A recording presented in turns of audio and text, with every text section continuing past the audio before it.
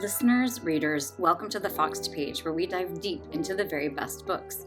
You'll come away with a richer understanding of the text at hand, all while learning to read everything a little better. I'm Kimberly Ford, one-time adjunct professor, best-selling author, and PhD in literature. Today, that PhD is getting put to good use because we are diving in, literally, no pun intended, we are diving in to Moby Dick. We always begin with this question, why read this book? And honestly, that's like kind of a large question in this case. Moby Dick is one of those books that I think people don't read unless they read it in college. Like, it's really kind of an English major kind of book. I don't think it's in the high school curriculum, honestly, because it can be really boring. I know that that is a hot take for some of you out there. A lot of you are listening maybe because this is your favorite book ever. And I'm going to tell you right now that this is my second reading of Moby Dick, and I liked it so much more this time through, which is the main reason why I feel like I want to talk about it today. I went to an all-girls high school where we read Virginia Woolf, not so much Herman Melville, although we did read a lot of Dostoevsky. We should read some Dostoevsky here. They had us read Crime and Punishment over the summer, which actually, literally, it seems like a kind of a punishment. That really turned me off to all of the Russian writers until decades later. But Moby Dick, happily, they did not subject us to. And I have to say, the first time that I read it, it was because I happened to be lucky enough to be on the island of Nantucket. If you have ever been to the island of Nantucket, you know that it is an old whaling town. And honestly, the whole Moby Dick motif is very big. There's a restaurant called Queequeg's, and there are two amazing bookstores on that island. And both of them have plenty of copies of Moby Dick and all sorts of Moby Dick adjacent sort of materials. So we were on the island and I was very excited about reading it. And honestly, that is like kind of false advertising. It's a bit of a pump fake because it turns out that Ishmael spends like literally one night on Nantucket. It is all of like maybe 2 or 3 pages of the book. And the description is mostly of the inside of an inn. I mean, I'm selling it a tiny bit short. There is some stuff about Nantucket, but I thought that this was, it was going to be a celebration of Nantucket. It was going to tell me all of the history of the island. And there also is a little bit of the history of the island. But for someone who really wanted to dig into a sense of place, Moby Dick was not exactly that. I also felt like it was slightly a false advertising on the part of Melville because he had never been to Nantucket. He was not on Nantucket Island until after he wrote Moby Dick, which is actually fine with me, except that I really, I was expecting an immersion and did not quite get that. This is kind of like when I realized that Charles Dickens was being paid by the word. That was another thing that we read in high school. We had to read David Copperfield over the summertime, which that's kind of a questionable one for an all-girls school. Seems like they could have found something a little bit more feminist for us. But I was not into reading when I was in high school, and as soon as I realized that guy was being paid by the word, I was like, this is a sham. The whole thing is a sham. I have since come to love Dickens, and actually David Copperfield in particular. All of this is to say that my first reading experience of Moby Dick was not a happy one, partly because my expectations were in the wrong place. I mean, I am someone who does not think that you need to read all of every book, which is kind of blasphemous for some of you out there, but I stand by it. There is too much amazing stuff to read. I would rather have someone, including myself, enjoy, the vast part of something, or even a small part of something, to get a sense of it, to revel in some sort of prose, in some sort of experimentation, in something that's just enjoyable. I'd rather have someone do that and not finish the book than skip the thing altogether. So I can tell you for certain that the first time I read Moby Dick, I was doing a lot of skimming. This time, I was much more caught up in the whole thing because honestly, there is so much that this book has to offer. And not only this time did I really feel all of those things that it has to offer, but I also began to understand why every one of my criticisms the first time through has an actual reason. That sounds a little bit opaque, so I'm going to unpack that for you. First of all, these digressions. I just was like, oh my God, do we really need 4 pages on cetology, which is the study of whales? And do we need another 10 pages on descriptions of pictures of whales throughout history? And then I came to the realization this time through that those digressions are necessary, and they're necessary for the following reason. Melville was writing this in, 1849. The book came out in 1851. And what I realized is he was having to describe these things to people who had no way to understand what whales were. Unless they happen to live, actually, even if they happen to live on the ocean, I don't think that, you would have a good sense of what a whale looked like, even if you were lucky enough to see like a school of them. School? I'm not sure that they school up, but if you happen to see some, there she blows. If you happen to see some blowholes out there, not blowholes, but like some spouting whales, you still wouldn't have really much of a sense of them. So I realized that a lot of these long digressions on the part of Melville were because he was having to describe something, not only the whale, but the life of a whaler and all of these lands that they were visiting and all of these different experiences that people on the sea were having. The whaling industry was the fifth largest in the United States at this point. Everyone was using whale oil for all sorts of different things. So it would have been something that people might be curious about. And I was really coming to grips with the fact that he was having to describe these things in detail to give people a good sense of them. The other thing that I just was like, oh my God, does it need to be this long? So Melville has this stylistic habit, which we are going to get to, which now I really appreciate. But he has these paragraphs where he just piles up all of these metaphors or all of these similes. And part of me was like, do we need 6 different comparisons to the color of the skin of the whale? Which actually, it turns out the skin of the whale is like a very complicated thing. So I'm kind of answering my question, like, yes, we might need all of those metaphors. But the other thing that I realized is that Melville was a poet. He was someone who was deeply interested in language and really making language sing. So some of the length of this and some of the kind of playing with language was because we are really in the mind of someone who was a poet. I also didn't understand the first time through. I mean, I probably had some sense of this, but honestly, I was just like not in a very receptive place after I spent the 2 pages in Nantucket, which actually comes pretty early in the book. But this is a book that was at the very beginning of the realist novel. It's the same year that Madame Bovary is published, so 1851. And the realist novel is kind of the novel as we know it. We have an omniscient third-person narrator. We have very definable character arcs. We have plot. All of these elements are pretty familiar to us now because this is kind of the form of the novel that has really endured. But in 1851, this was not like a set thing. The Scarlet Letter had just been published in 1850, so a year before that. And a lot of people read that book as a novel, but it's not. It's something called a romance, which, if you want to figure out more about that, you should go and watch the lecture on the Scarlet Letter. That was so fun to do. We are also about to talk pretty soon about Melville and Hawthorne together, which honestly, I had no idea, and it was very interesting to dive into that a bit. But the form of the novel was really in its infancy in many ways. And he was really playing with this notion of a longer piece of fiction and with narrative stance. We have a first-person narrator here. Ishmael is telling us his story, but it morphs into all sorts of different types of narration. That's not totally true, mostly third-person narration. But the narration is very interesting. And he's doing a lot of kind of formal experimentation. Again, we have these long digressions. We have these stories within the story. We have all of these different elements that are kind of squashed into this book that feels somewhat like a novel. There's all of that frontis matter. You might have skipped right over that. But at the beginning, all of that etymology and all of those different things that had been said about whales over, literally from the Bible until 1851. It's a very curious kind of thing that's all mushed together. And this time, because I was more patient about it, I was very interested in it as something that was kind of like a bridge toward the novel. It wasn't exactly a novel, but it certainly wasn't a romance. And it also is obviously not nonfiction. The last thing that I will say is I totally didn't get the humor. I just was not in that mood. And part of the reason why it really stood out to me is because I read Don Quixote not that long ago. There's also a lecture on that you can check out. Don Quixote is so funny. And because I had that kind of humor in mind, we're talking about the early 17th century, 1611, I think, 1608, 1605. I cannot believe that I can't remember that right now.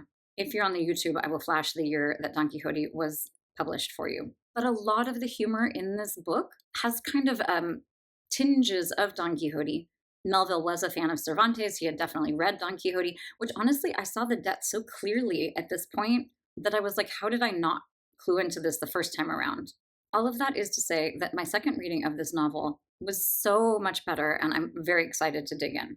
So here's what we're going to get up to today for those of you who like an agenda. We're going to talk very quickly about the history of the publication of the book and the biography of Melville. We're going to then dive in and look at this very famous opening line.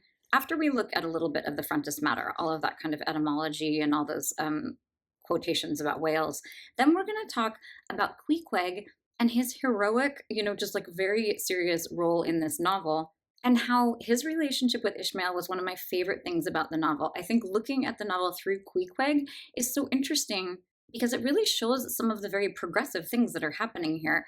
Ishmael is someone who is really open to a lot of things. He is open to having his mind changed. He's open to adventure. He's really open to like a lot of homoeroticism, which was one of the things that I liked the best. He also is someone who really demonstrates a lot of cultural relativity.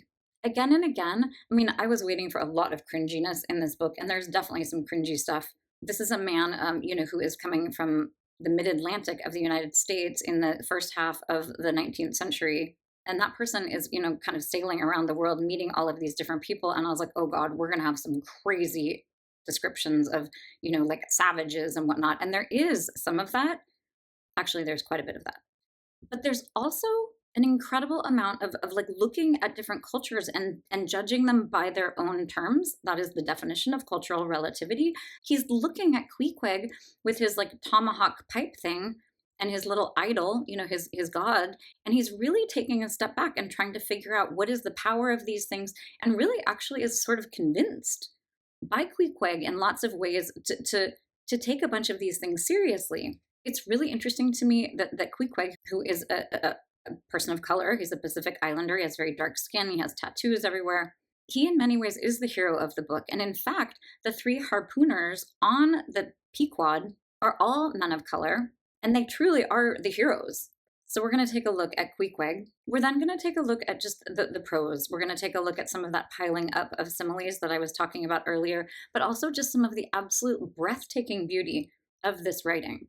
We're going to talk about Ahab and the white whale. We're going to talk about all the ways that whiteness is really seen as evil, which is an interesting and I think a very refreshing way to question some of the ways that we view whiteness. And then we're going to talk about the close of the novel. Very quick bio of Herman Melville. He was born in 1819, died in 1891. He was born in New York City to a family who had a certain amount of money but had kind of fallen on hard times. He did sail on many ships. I don't know if it was many ships, but he did a lot of sailing. In fact, he was involved in a mutiny at one point, which, having immersed myself in this, I really understand the idea of mutiny much better. I mean, honestly, if you were on little Pequod with Ahab, you would be seriously considering mutiny.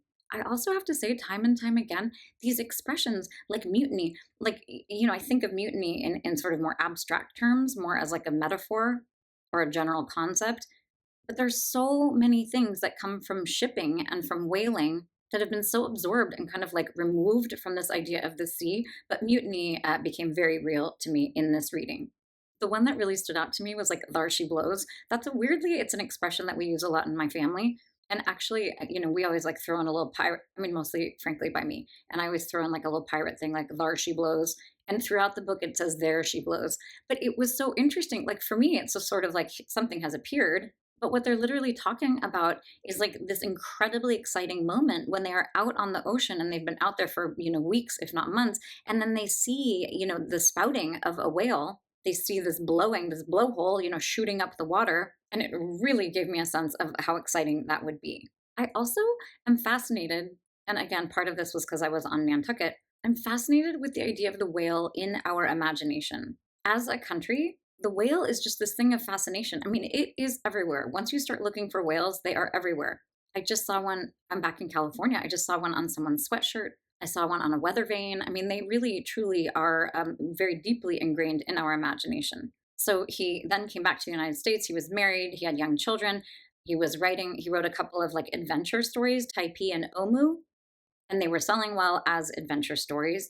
But he was also kind of like down on his luck, was having some financial difficulties, had a young child. And so he wrote Moby Dick in the same vein as these adventure novels, but he also was deeply interested in philosophy. And as I said before, he was a poet.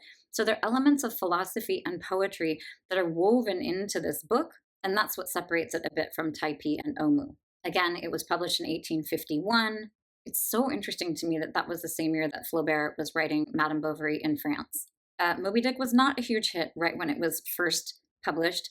Apparently, there were some bad reviews in the UK that actually were not that bad, but they were bad enough that kind of word got around in the United States, and people were not immediately clamoring to read this book. A lot of this information is coming from Wikipedia.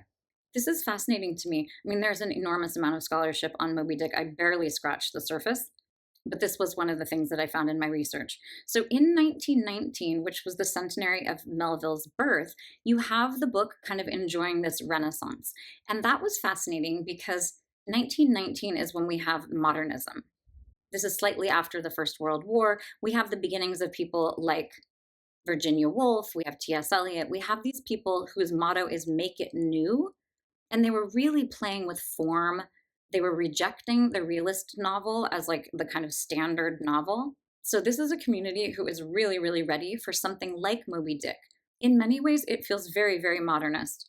I am fascinated by the idea of how many men say that this is like their favorite book. My husband, in fact, loves this book. He always talks about the chapter where they're kneading the fat and the hands are meeting in the blubber, which is like a very beautiful part. He also loves the description of knots, which is so funny to me because, I mean, God, really? But we're going to go ahead and dive on in. So if you are here to become a better reader, my simple advice always is simply to pay more attention. And one of the things you're going to want to pay attention to right from the top is the title. I like this title, although I went and tried to figure out like what Moby and what Dick meant. That sounds super crazy. Turns out that Dick was another word for a whale, which I didn't see a lot of evidence for that in the Bible. Wow, not the Bible. I didn't see evidence of that in the book itself, because I think that would have helped me understand the title, but apparently it was another word for a whale in the middle of the 19th century. Moby also was a bit of a mystery to me. Of course, there's the singer, but this is not a book. This is not a name that we find like in the Bible. It doesn't have a lot of antecedents, which was really interesting to me. Moby Dick the whale was somewhat based on the idea of this whale called Mocha Dick, which is funny to me too. Mocha to me just like sounds so much like a coffee drink from the middle of the 21st century that I have a hard time imagining Mocha Dick as having been the name of a whale, but apparently it was. But when Melville was writing Moby Dick, he was wanting to move away from the color of mocha, and so he moved to Moby. In one of the things that I read about the title, because I really was curious about this whole thing. They talked about how it speaks to some of the largeness of the whale. And part of me is like, okay, I mean, I guess so. You have that low vowel. You have the idea of mob. It's like a big sound, but then it also has Moby, like it's like a little kid sound. So it's a bit of a mystery to me, this title. But the thing that it does, which is very important, is it focuses all of our attention in a way that is very appropriate. This is a book that is about a whale. It's not called Ishmael or Call Me Ishmael or Queequeg or the Pequod or even Captain Ahab. What it's doing is really speaking to the idea of the obsession with the whale. So in that sense, I think it's very appropriate. So we open the book and we find that it is dedicated to Nathaniel Hawthorne. This was so interesting to me. Nathaniel Hawthorne was born 15 years before Melville, so in 1804, and they were in kind of the same circles up in Massachusetts. They met in 1850, so he was kind of like a new friend for Melville, and honestly, like by all accounts, Melville was really taken by him. At one point, they were talking about the handsome older author, so you have this idea that there was some sort of a romantic thing happening. I have not read all of the letters from Melville to Hawthorne, although I was really tempted. You guys, I could have spent like, I don't know, the entire fall doing a deep syllabus kind of a thing on Moby Dick. It's fascinating, all of the scholarship, all of the reactions. And honestly, some of the best stuff would have been those letters to Hawthorne. I did not, in fact, read them. But apparently, they're really like showing that Melville has this crush on Hawthorne. And Hawthorne apparently was a little bit like, whoa, boy, like, no, thank you. And what's interesting about that is if we look at the Scarlet Letter, which was published right around this same time, and it is a romance, which means that it's not quite as realistic as what the novel was doing at the time, something like Madame Bovary, which has lots and lots of detail and is really placing the reader in a world that they can sort of see and smell and feel and touch. A romance is a little bit more heady, and it is certainly involved in matters of the heart and in sort of big, sweeping ideas. The Scarlet Letter is also such an interesting comparison because, of course, at the beginning of the Scarlet Letter, you will recall that we have this whole first chunk where the narrator says that he has found a manuscript in this customs house. Custom house? Yes, custom house.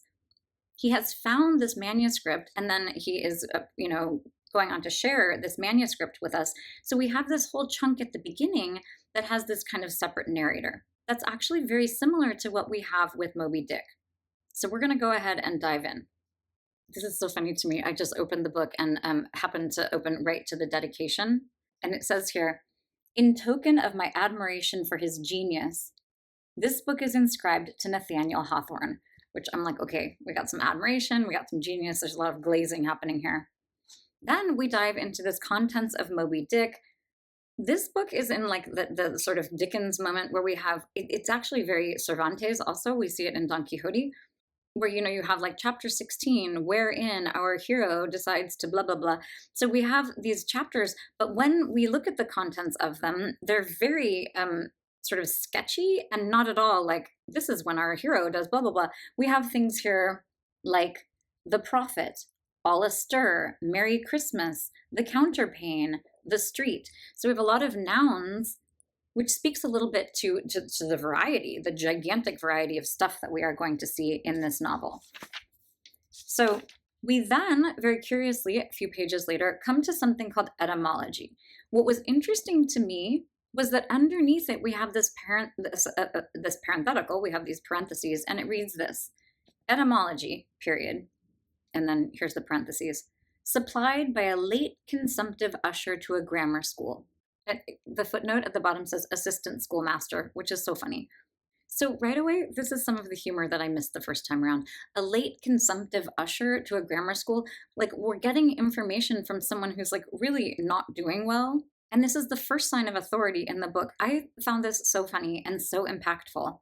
And I was interested in the way that the narrative was going to work here, the narrative stance, because it sounds a little bit like the Scarlet Letter, where we would have a third person omniscient narrator. But we have this parentheses about how this is given to the guy from a late consumptive usher. And then we have this. The pale usher, threadbare in coat, heart, body, and brain. I see him now.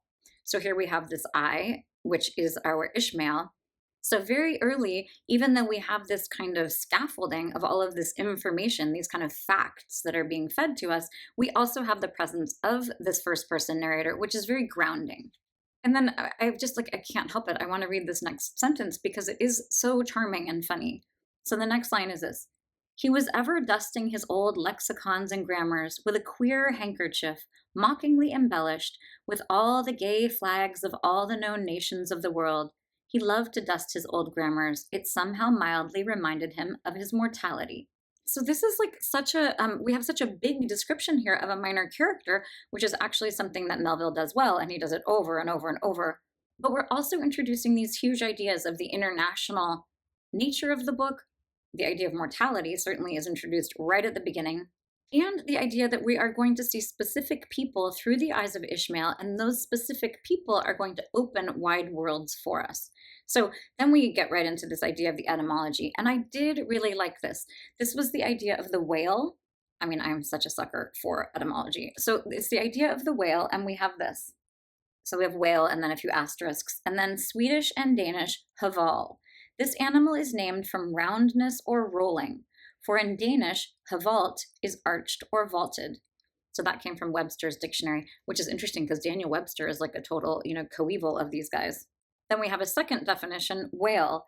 It is more immediately from the Dutch and German wallen, maybe wallen, as valwien, to roll or to wallow.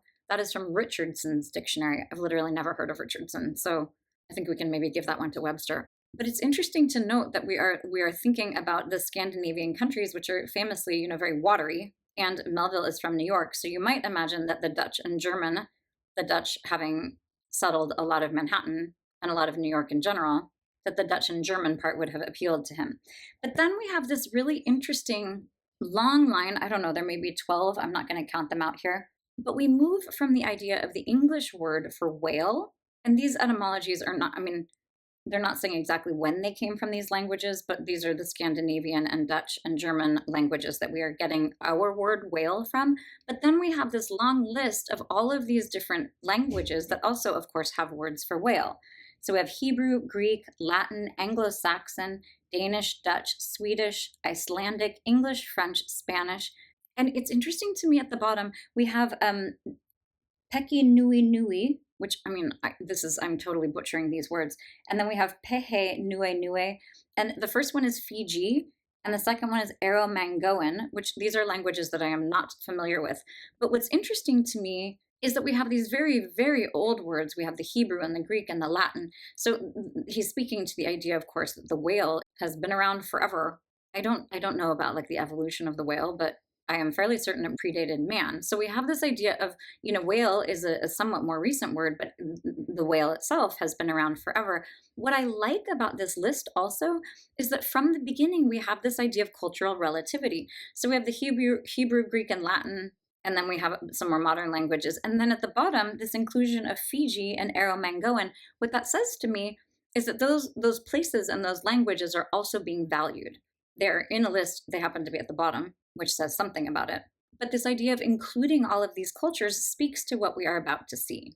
We're going to move way more quickly through extracts. So that is the second section that we have of the book, actually the third. We have table of contents, we have etymology, and then we have extracts. And underneath that, we have a parenthetical, another one, and it says, supplied by a sub-librarian, which is also so funny to me. I mean, these authority figures that Melville is basing all of this stuff on, all of this information is coming from these very kind of lowly people. So we have a couple of long paragraphs that says, like, we're going to hear about all of the times that the whale has been mentioned throughout, essentially, like, throughout the history of any kind of writing.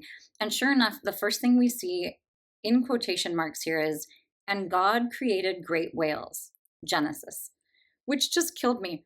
There's something so succinct. And after these like long kind of dense paragraphs, we have this very first one, and God created great whales. It's speaking, of course, to the biblical nature, like the ancient idea of the whale. But I loved the idea that there is a certain sense of humor here and great comic timing in the way that this is set up. So we then go on, we have a part of something from Job, we have something from the Bible that's talking about Jonah, we have something from Psalms, and then we go on and hear about all sorts of different times when the idea of the whale has come up in different pieces of literature. Okay, we're going to dive into chapter 1. We're really just going to focus on this first paragraph. So I, as many of you know, I'm sort of famous for skipping chapter titles, but in this book, I was really making a point to try to understand them and take a look at them and think about them, because in some sense they seemed very unusual, and often they would point us in these weird directions, which is very fitting for the whole thing. And in lots of times, for example, in this case, the chapter title is called Loomings. What you would have instead of, like our hero, chapter 17, wherein our hero does blah, blah, blah, we have the idea of like a feeling tone or an ambiance thing. And in this case, we're diving in right away with this idea of something sort of foreboding. So we're going to dive in. Chapter 1, Loomings. Call me Ishmael. That's like as far as we're getting for right now. So this was very interesting to me. I'm not a biblical scholar. My all-girls high school did try to help us. We have this class called the Bible as in Literature, and I really wish that I had paid more attention. But I did look up Ishmael because it actually struck me as being sort of unexpected. I mean, here we have Herman Melville. I expected it to be like, I don't know, call me Matthew or something, or call me Nathaniel, perhaps. But here we have call me Ishmael. So Ishmael is the oldest son of Abraham and Hagar was the servant of Sarah. So right away we have Melville creating this narrator who is essentially some kind of bastard son. Ishmael went on to be the father of all of the Arab people, as opposed to Isaac, who was another son of Abraham, who went on to be the father of all of the Jewish people. So what's interesting here is we have this guy who's from New York, and he's writing, from New England. He's writing a story that is set in New England, which is obviously very puritanical. He's very young at this point. We're 200 years essentially after the landing of the Mayflower. This is like a very Protestant, very white kind of fire and brimstone sort of situation that he is describing. And he's describing someone who is the father of the Arab people. It's also very interesting to me that the first line is call me Ishmael. It is not my name is Ishmael or I am Ishmael, which opens up all sorts of questions. I don't actually have answers for you for those questions. It's not like it's revealed at some point that he is some other person and that he only told us to call him that. But it is a subtle distinction that's important. The other thing that does is right at the beginning, it's involving the reader. So when he says, call me Ishmael, that is an imperative. So he's saying, I want you to do this thing. And what is implicit there is that there is an I and a you. So when he says, call me Ishmael, I, the narrator, am saying, like, I want you to do something, there's something very intimate about drawing the reader in. So we have this very unusual beginning, and then it moves on in actually like a way that's somewhat more standard for the realist novel. Some years ago, never mind how long precisely, having little or no money in my purse and nothing particular to interest me on shore, I thought I would sail about a little and see the watery parts of the world. So all of that's very straightforward. We had this first person narrator. It's kind of pulled back. He's like, I'm going to tell you the story that happened some years ago. And then suddenly things get kind of weird. And we enter into this kind of prose where we have this whole pile up of things. So he says he wants to see the watery part of the world. It is a way I have of driving off the spleen and regulating the circulation. Spleen, of course, it's like those humors, dark humors. Spleen is like bad feeling. Whenever I find myself growing grim about the mouth, whenever it is a damp, drizzly November in my soul, whenever I find myself involuntarily pausing before coffin warehouses and bringing up the rear of every funeral I meet, and especially whenever my hypos get such an upper hand of me that it requires a strong moral principle to prevent me from deliberately stepping into the street and methodically knocking people's hats off, then I account it high time to get to sea as soon as I can. So here we have this whole, I love this damp, drizzly November in my soul is so beautiful, but that is very much, the work of a poet. It's also very interesting that we have the idea of the coffin warehouse right at the beginning, because of course, there are definitely spoilers here in this lecture, people. In the end, it is essentially Queequeg's kind of coffin, his pseudo coffin, that is the thing that is going to save Ishmael's life. So it's really interesting that here, essentially, he's talking about his really strong, musings about mortality. And in fact, I'm going to read the next line before we go back and talk about the coffin. So he says, before he starts knocking people's hats off, he needs to get to sea. This is my substitute for pistol and ball. So literally, he's talking about suicide, ball, of course, being the bullet for the pistol. So this is someone who's really, really down. He is, essentially bringing up the idea of suicide. But right in the middle of this, we have the idea of the coffin. And it's so satisfying when at the end, it is the coffin that is going to save his life. We then, the last part of this, which I actually kind of forget that there's this last chunk of the first paragraph, but it is worth reading because it indicates the fascination that he had with philosophy. So he says the thing about pistol and ball.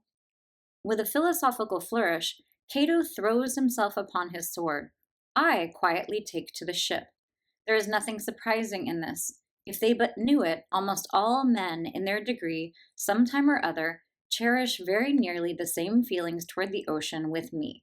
It's actually so funny because he's bringing up philosophy in this like giant, gesture that Cato is making. Cato being this important Roman statesman. I did not remember that. I had to look at that in the footnotes here. But we have this idea of Cato doing this philosophical thing where he kills himself on his sword, which there we have suicide again. But we have Melville comparing that to simply the idea of going off to sea. Which, I say simple idea, but it's actually not. These missions were really crazy. People were gone for years and years. Everywhere in Nantucket, you have those widows' walks up on the houses. You have the idea of these women left behind, sisters, mothers, wives, having no idea when these people were going to return. That's the kind of detail that's so excellent. There's a part much later in the book about the letters. And just the idea, you would like maybe write a letter and send it off on some other ship and just literally hope that maybe these two ships happen to pass somewhere in the ocean. Actually, plural, many oceans. It's really incredible. So in some ways, this idea of heading off to sea is very like daring on the part of our narrator. And all of that, of course, is raising everything this level of very high stakes, which is exactly the way you want someone to start a novel. So right from the beginning, we have this first-person narrator who we are realizing from the beginning is fairly verbose and who is much given to lots of flourishes. If he's talking about Cato's flourish, we're also understanding that this narrator himself has lots of flourishing to do. So we're going to move on after the beginning and dive right into the notion of Queequeg. I was so happy that we met this charming, and in all of the scholarship, it's largely kind of held that Queequeg is many ways the most heroic and certainly the most beloved of characters.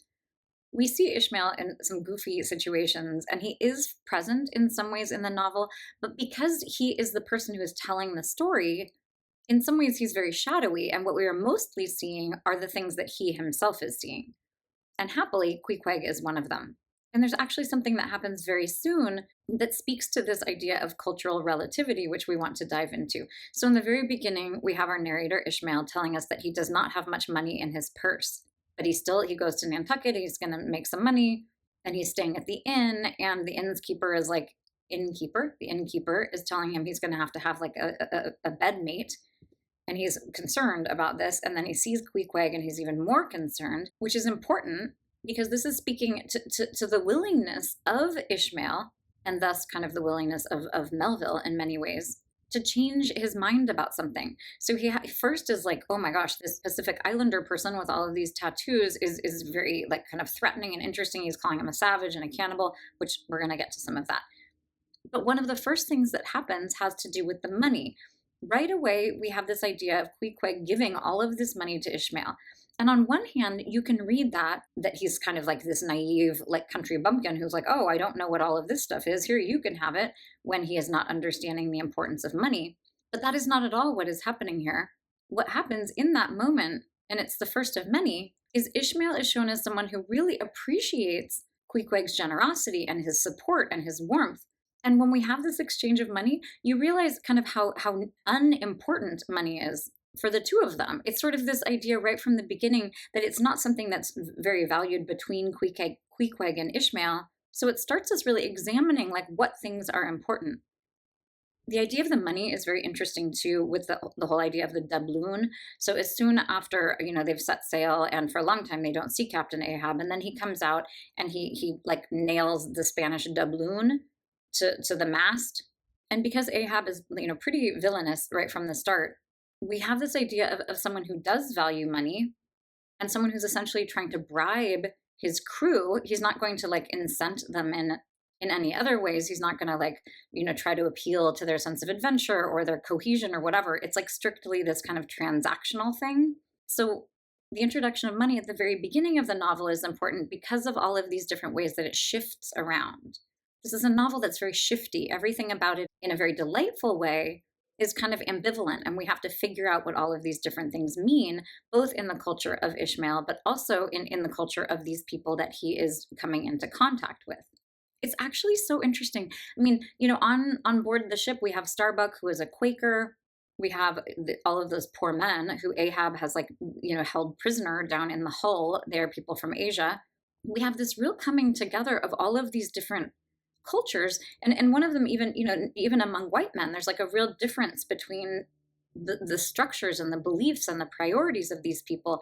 And one of the real boons of the novel is this idea of sort of comparing and contrasting them all, and being very open, largely because we have these whole like descriptions that don't really come down one way or the other. They just pile up all of these metaphors and show us a lot of stuff.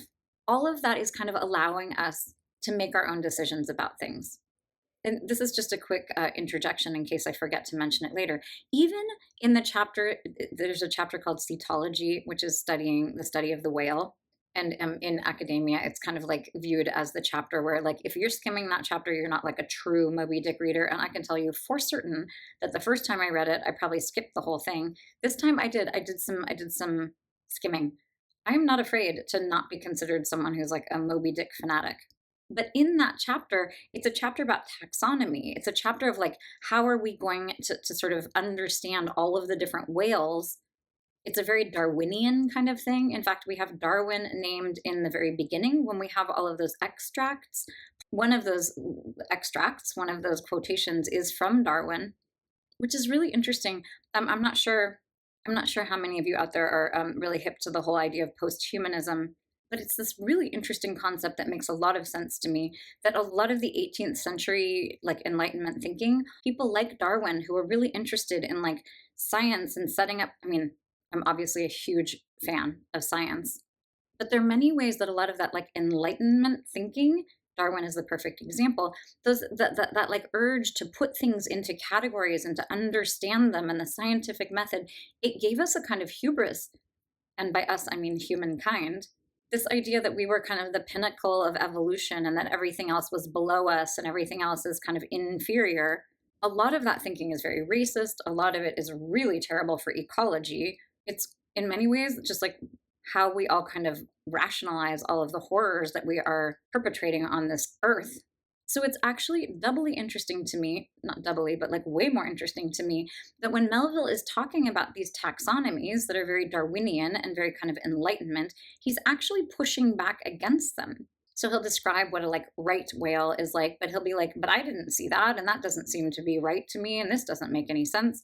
So if you take away one thing from this lecture, it is this idea, to me, that's so impressive, of Melville pushing back against all of these things, even against the form of the novel, but pushing against a lot of preconceived notions and a lot of ideas of order and hierarchy to really make us think about what it is we believe. So I want to read some of this amazing prose, but also dig a little more deeply into this idea of Queequeg as one of the best ways of seeing this kind of openness on the part of Melville. So we're going to look at the openness, then we're going to look at some of the very homoerotic stuff that we have at the beginning, and then this idea of cultural relativity, all of that in the framework of Queequeg. So on page 33 of my edition is kind of wacky. It's the Moby Dick, what is this here? It's the third Norton Critical edition. It's only wacky because it weighs 1,000 pounds and it's got that very that very thin paper. And I write a lot on my books and it was like kind of wacky. But on page 33 of my edition, we have this. And it's so funny. Part of me was like, oh God, the way that Melville is describing the language of Queequeg, the way that he is quoting him is so painful. And it is. Like when he is trying to do like the language of Queequeg, it does not feel progressive, but it's really important when I am talking about these things to help you see / remember that a lot of this stuff is very cringy. I mean, this is a white dude who is writing in 1850. This is not someone who's going to have a lot of sensitivity about cultural appropriation or accents. But what's important here is this kind of the openness. So at the very beginning of The Spouter Inn, which is this chapter, he's not psyched about his bedfellow. So here we have this. Queequeg says to him, "You getty in." See, that's not great. "You getty in," he added, motioning to me with his tomahawk and throwing the clothes to one side. Clothes meaning bedclothes, meaning like linens. He really did this in not only a civil way, but a really kind and charitable way. I stood looking at him a moment. For all his tattooings, he was on the whole a clean, comely-looking cannibal, which, I mean, also not great. We do not have any evidence that he is actually a cannibal. At this point, Ishmael is really thinking of him as a savage and a cannibal. But already we have, I mean, he's talking about him as a clean, comely looking cannibal, which I'm not a huge fan of alliteration, but I actually don't mind that, clean, comely. But we have this mixture here of prejudices, his first inclinations, versus what he is having. So he's describing him as the cannibal. What's all this fuss I have been making about? Thought I to myself.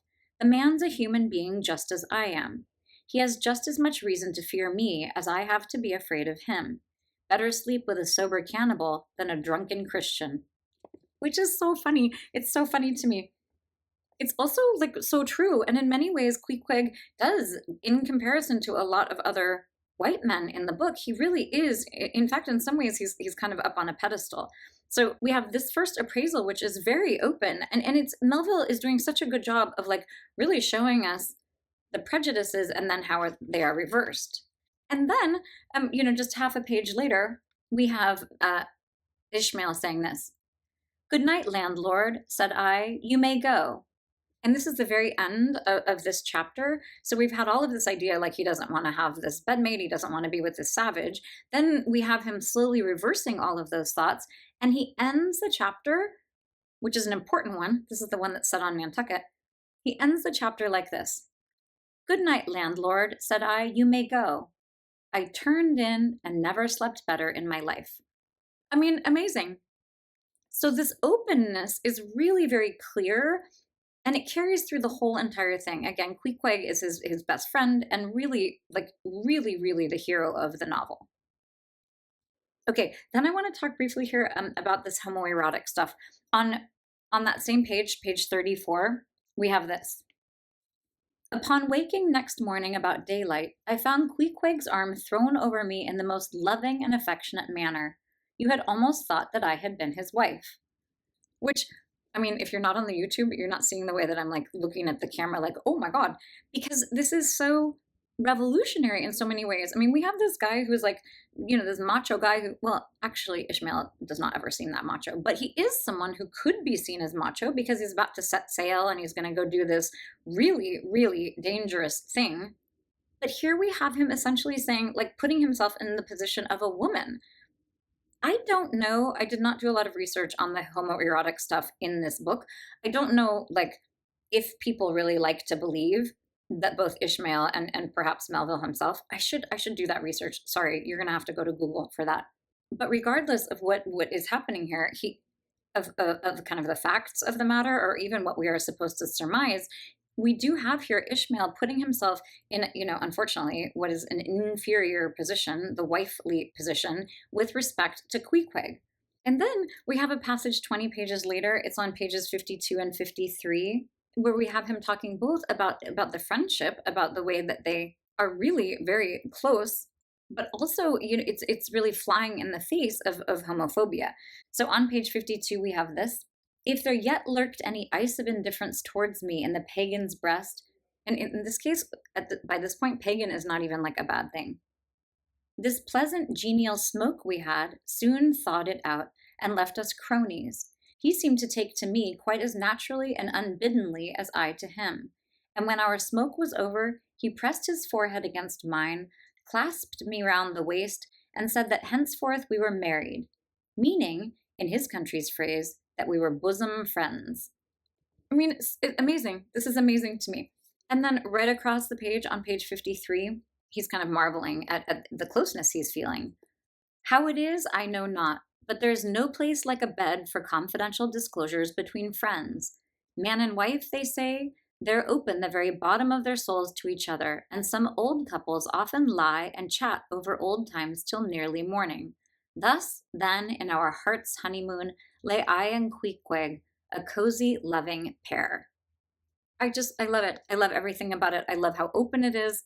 And it's also doing this very important thing, which is setting up a real tension. I mean, we really are investing in Queequeg as a kind of extension of Ishmael in many ways, and we are really then rooting for the two of them to have success. And we worry, when they're like lowering Queequeg down like on the monkey rope, and he's like about to like die because he's skinning the whale. It is very harrowing, in part because we have these very warm feelings. The last little chunk that I want to read about Queequeg has to do with this idea of cultural relativity, which again is simply the idea that we shouldn't be judging cultures based on our culture. We should be trying to understand what their culture is about, and have our feelings and assumptions or whatever based on an understanding of what they prize, someone who is different.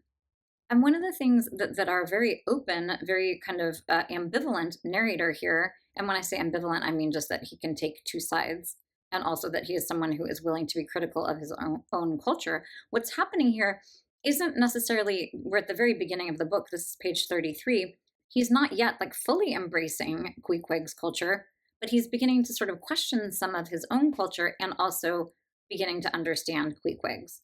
So he says this. Thinks I, Queequeg, under the circumstances, this is a very civilized overture. But the truth is, these savages have an innate sense of delicacy. Say what you will. It is marvelous how essentially polite they are. I pay this particular compliment to Queequeg because he treated me with so much civility and consideration, while I was guilty of great rudeness.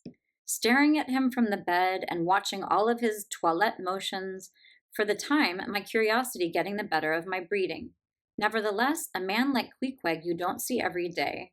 He and his ways were well worth unusual regarding. So what we have here is this very like anthropological standpoint, and you have to remember that Melville, with this book, is introducing a lot of people to different cultures. At one point, the two of them are walking down the street in Nantucket, and they have this wheelbarrow, and they're kind of, at first, Queequeg is using it in a wrong way, which this book can be very slapsticky. There's another amazing thing where Queequeg is kind of doing, he's praying, essentially. He's doing some sort of worship in his room, and he's so quiet and still, perhaps he was meditating, that Ishmael gets all worried, and he like gets all these people, and they bust down the door. This is very Don Quixote. And they're worried about him. And of course, Queequeg is totally fine. And these young Americans end up looking like fools. But here we have this idea, this articulation And this description of someone who is very foreign feeling, would be very foreign feeling to the reader, and yet there is so much sympathy and understanding. So on the next page, on 34, sorry, this is 36. This is pages 35 and 36. And this one, this is another example of the kind of prose where we have these like this kind of pile up of metaphors. This is kind of a slapsticky thing where he's putting his boots on under the bed. But Queequeg, do you see, was a creature in the transition state, neither caterpillar nor butterfly. He was just enough civilized to show off his outlandishness in the strangest possible manner. His education was not yet completed. He was an undergraduate. For some reason, that really killed me. If he had not been a small degree civilized, he very probably would not have troubled himself with boots at all. But then, if he had not been still a savage, he would never have dreamt of getting under the bed to put them on. So in some ways, this is also describing, like literally in my margin, I have written oof, because there is this idea of him like, he's a caterpillar, he's not a butterfly. And the emphasis here is that he will become more and more civilized, which is one of those Enlightenment things, where we're white settler colonialists here in the United States, where we were thinking that we had the better way to do things. And there is a lot of that here in this very passage, but there's also an openness to these other cultures. The last one I want to look at is pages 52 and 53. So here we get to the point of religion, which you have to remember, this is not that long after our little country set itself up on its Puritan beginnings. We came here because we needed some sort of religious freedom. Although if you are a listener to the Fox page, you know that Puritanism, like I literally think that is the root of all of our problems in the United States. Wow, that can't even begin to be true because we have so many problems right now. But I have really don't like Puritanism, really any kind of religious fanaticism, but that is one that is particularly repressive and particularly guilt-inducing and in my mind, just like terrible. But in this passage, we have Melville talking about religion in a way that would have been really a big deal at the time. So here's what we have. This is the bottom of page 52. I was a good Christian, born and bred in the bosom of the infallible Presbyterian Church. Which is important because a lot of readers are going to unite with him, although maybe they won't like the Presbyterian part, but they're like, okay, I can get with this guy. I can understand his perspective because he's a good Christian like I am, which is crucial because then he is going to show this ambivalence and this openness and allow someone, he's not like some weirdo hippie progressive, I might be projecting there. Instead, he is someone that the reader in 1851 could relate to. So he says he's a good Presbyterian. How then could I unite with this wild idolater in worshipping his piece of wood? But what is worship, thought I? Do you suppose now, Ishmael, that the magnanimous God of heaven and earth, pagans and all included, can possibly be jealous of an insignificant bit of black wood? Impossible. But what is worship? To do the will of God, that is worship. And what is the will of God? To do to my fellow man what I would have my fellow man do to me. That is the will of God. Now, Queequeg is my fellow man, and what do I wish that this Queequeg would do to me? Why, unite with me in my particular Presbyterian form of worship.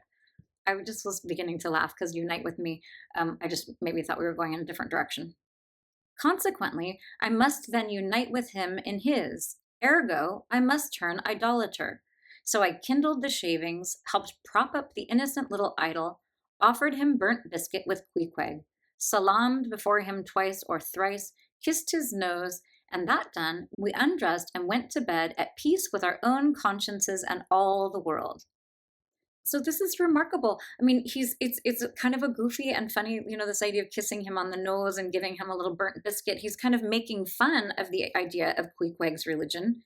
But there's a lightness to this whole thing that also helps people to be open and to understand the importance of thinking about other people's religions or their proclivities. I found it so inspirational. And in fact, what comes next is that idea that we just read before about husband and wife, and this is like a great time to talk together. And it ends the chapter with how they are a cozy, loving pair. So I just want to round up this idea of Queequeg as this incredible instantiation, this amazing encapsulation of the openness of Melville. And there's so many places in the beginning that are so heartwarming. but that are also incredibly important in terms of opening the minds of any reader to things that are unusual, which is crucial for all of the things that unfold. I want to move on to talk fairly quickly about this beautiful prose. We're going to just read a very short passage, but I want you to think about two things. One is the kind of presence of a poet here. We have someone who is seeing things in ways that he is capturing with words, which is very difficult to do. Recently, I read Samantha Harvey's Orbital about the people in the space station, the International Space Station. It was such a fun lecture to do. If you're interested in a very beautiful book about space life, you should read it. But they talk about how none of these astronauts have a particular way with words. And Samantha Harvey watched like zillions of hours of footage in order to be able to kind of, as a writer, to be able to imagine that world. What Melville is doing here is very similar. He was someone who had been to sea, and he also was a poet and a very strong writer. So what he is doing is having to explain and to describe things to people who have no like touch point for this, who have no point of reference. So the best way to do these things, to describe something, is to use analogy, to use comparisons, and he does so beautifully. So on page 183, we have this.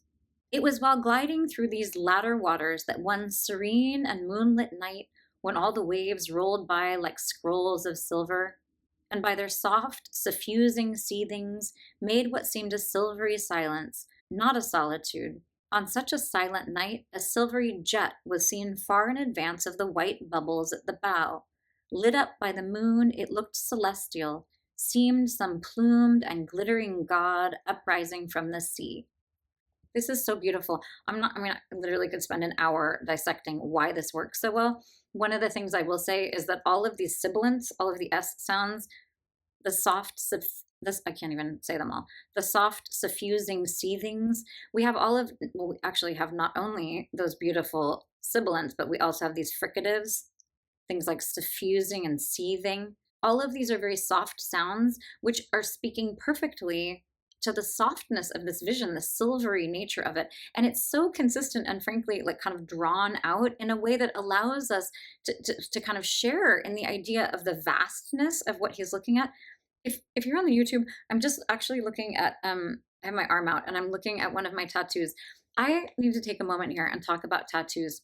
This book gave me totally new appreciation for tattoos.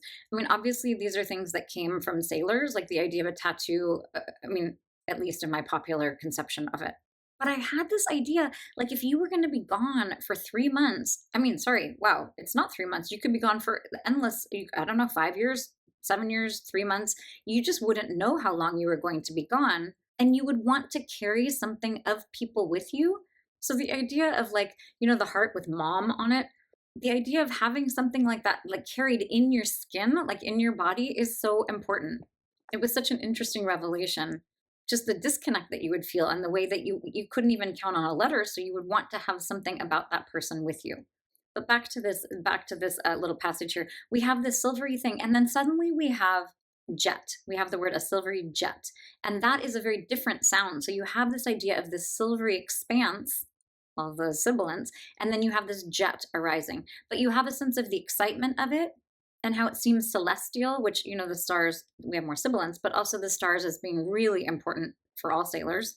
But this plumed and glittering uprising, it's just a beautiful evocation of something that people would have a very hard time imagining.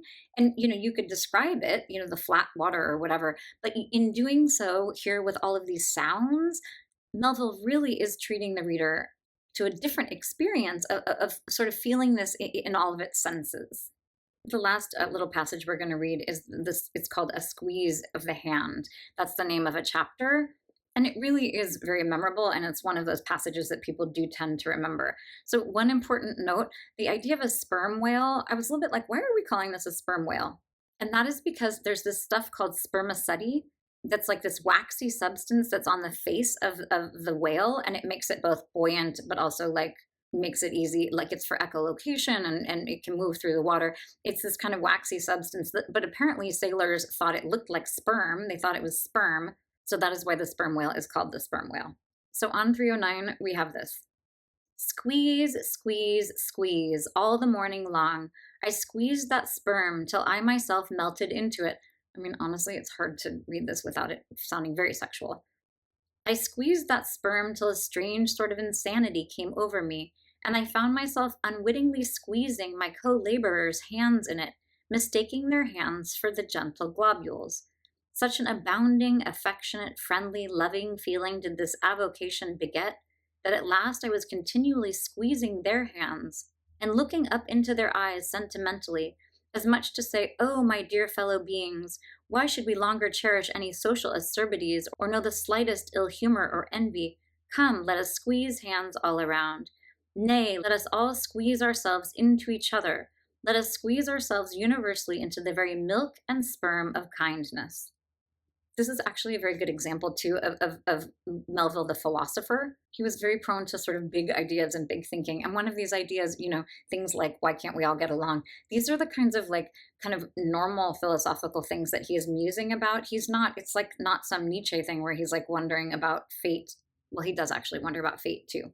But one of the things that I think makes the book approachable is a lot of the philosophical questions are really very approachable, but they're also handled with so much poetry. It is kind of funny to read that thing out loud. It's reading it out loud is very different than reading it on the page. I kind of wonder, for anyone out there where this is like your favorite passage back when you read this in college, if it might feel a little different if you're, hearing this some, I don't know, 20 or 30 years later. So we're going to wrap things up today by talking about Ahab and talking about the white whale. So honestly, Ahab, it's interesting to read the book because Captain Ahab is like kind of like one of the main things that people take away from this book. But in many ways, he's just not that central. I mean, he's central in some ways, but also not. And I have to say, both times I read this book, I did not find him interesting. I think he's like one of the least interesting people in the book. Part of that is because he is so flat. This is like a totally like crazy, monomaniacal, fanatical, like asshole, essentially, who is putting everyone at risk and who is really unlikable. And I actually did a bunch of thinking this time. I was like, what is it about him that's even vaguely compelling? And I actually came to the conclusion that like pretty much nothing. So he does all of these abhorrent things. He doesn't, he's hiding away. He's like this kind of shadowy presence. And then when he does show up, he puts up the doubloon. Like he has this very kind of transactional way that he is dealing with the people on the ship. And he's done some terrible things. He's hidden all of those rowers down in the hold of the ship, which is crazy. He's also obviously, endangering everyone. He has a wife and a young son, and he's just not even caring about them at all. The way we know that is because that is very much in contrast to Starbuck, who is worrying about his family. But here we have, again, this guy who's like fanatically focused on this thing and is in fact putting all of the people in his charge in danger.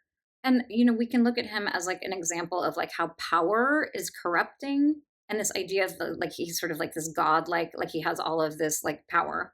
And there's a lot of scholarship that I frankly have not read, but it's alluded to again and again that a lot of this is based on Lear. Melville loved Shakespeare, had like a huge, he said something about how like if there were going to be a second coming, it would basically be Shakespeare, like the next iteration of Jesus would be Shakespeare. I think I have that right. But he was really interested in Shakespeare. He was really interested in Milton and Paradise Lost and the idea of Satan. So we have this like caricature essentially of evil. And one of the things that's most striking to me is that he has like literally the whole story is that he is seeking revenge on this poor creature. Like this, they talk about him at some point like a dumb creature, mostly meaning that he can't speak. But like you have this kind of this poor whale who did like the normal thing that a whale would do, obviously, especially if it's being hunted. And also, it's not even that he like, I mean, yes, it's bad that Ahab lost half of his leg, but it doesn't seem that crazy to me. Like if you step back even a tiny bit, this kind of like crazy focus on avenging himself on this whale is just like insane. It's so kind of dumb. It's sort of stupid. I think in lots of ways, I just looked at him as like these patriarchal, like, men in power. And then it actually makes a lot of sense that they would have some weird agenda that they would be following blindly and making everyone buy into it when in fact it was something really stupid. And if we're going to talk about like what we're supposed to think of Ahab, we also have to think a little bit about the whale. So what's interesting is the fact that this one whale that they're looking for is an albino whale, Mocha. I was going to say Mocha Joe. Wow, that's a curb moment there. Curb your enthusiasm. But there was this albino whale named Mocha Dick, and it fascinated Melville. And the fact that it is like this white whale, first of all, makes it more identifiable. It's easier for Ahab to avenge himself against a specific whale if that whale is very identifiable. But there's a fascinating chapter where Ishmael is talking about whiteness and how it is the most abhorrent color. He talks about the whiteness of the whale is what is appalling to everyone. And he talks about whiteness as this kind of absence of color and the way that you can kind of project anything onto it. It's a really interesting vision of whiteness. And lots of times, you know, you have the prince riding on his white horse, and there are all of these lots and lots of imagery about white being, you know, about purity and about being about valor, which is so crazy. And, you know, lightness being sort of better than darkness, and darkness connoting evil. But here we have that tipped upside down in the sense that we have this white whale who is like the incarnation of evil because it has eaten a leg of one man, which is ridiculous. But you also have, you know, if he is like this evil like creature that they all are trying to capture and kill, the people who are heroic in that setup are these three men of color. So you have a very interesting thing here between the whiteness and the darkness. We're going to end just by, I'm going to just read the very last chapter. Well, not the last chapter, geez. This very short paragraph that is the end of the book, and then the epilogue, which is like the true end of the book. So on page 410, after the sinking of the Pequod, we have this. Now small fowls flew screaming over the yet yawning gulf. A sudden white surf beat against its steep sides, then all collapsed, and the great shroud of the sea rolled on as it had rolled 5,000 years ago. Frankly, to me, that is a very beautiful ending. I mean, on some level, I kind of wish it had ended here. But then we have an epilogue with a little thing, and it has an epigraph by Job, which reads, "And I only am escaped alone to tell thee." So that is, of course, speaking to the fact that Ishmael has survived by clinging to this coffin. So he is being kind of sucked up in this maelstrom, this like suction, you know, like whirlpool. I did revolve till, gaining that vital center, the black bubble upward burst, and now, liberated by reason of its cunning spring, and owing to its great buoyancy, rising with great force, the coffin-like buoy shot lengthwise from the sea, fell over, and floated by my side. Buoyed up by that coffin for almost one whole day and night, I floated on a soft and dirge-like mane. The unharming sharks, they glided by as if with padlocks on their mouths. The savage sea hawks sailed with sheathed beaks. On the second day, a sail drew nearer, and picked me up at last. It was the devious cruising Rachel, that in her retracing search after her missing children, only found another orphan.